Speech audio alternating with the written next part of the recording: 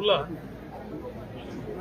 सर्वांची इच्छा असते की शनिदेवांचा आशीर्वाद घ्यावा आणि हे अतिशय जागृत देवस्थान आहे.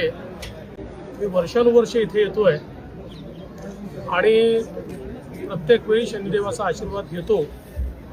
आज खरं म्हणजे मी शनिदेवांचे आभार मानले आहेत की ज्या प्रकारे त्यांच्या आशीर्वादामुळे महाराष्ट्राची सेवा करण्याची संधी आम्हाला मिळाली आणि हाही आशीर्वाद मागितलेला आहे की आता ही संधी मिळाली असल्यामुळे या संधीचं सोनं करण्याची शक्ती त्यांनी आम्हाला द्यावी. साहेब, बीड प्रकरणामध्ये आज आरोपींना मोकाअंतर्गत कारवाई झाली तर कुठेतरी समाधानाचं वातावरण तयार झालं आहे.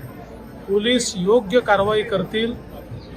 जेवढे पुरावे आहेत त्या सगळ्या पुराव्यांच्या आधारावर कारवाई होईल आणि कोणीही सुटणार नाही, कोणीही नाही. उद्या प्रदेशाध्यक्ष बदलाची चर्चा आहे. शनी शिंगणापूर देवस्थान तुमच्याकडे आहे टीम पाहिजे तर त्या संदर्भात आपल्या राज्याने कायदा केलेला आहे.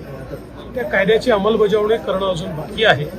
लवकरच आम्ही निर्णय घेऊन जो काही विधानसभेने कायदा पास केलेला आहे त्याची योग्य अंमलबजावणी मी करू. उद्या नवीन प्रदेश अध्यक्षाची घोषणा होणार असल्याची चर्चा आहे. नाही, काय नाही. सांगा ती योजना? अजून माझ्यापर्यंत ही चर्चा पोचली नाहीये. सर, देशमुख कुटुंबियांकडून त्यांची मागणी आहे की या तपासाचं नीट होणार आहे.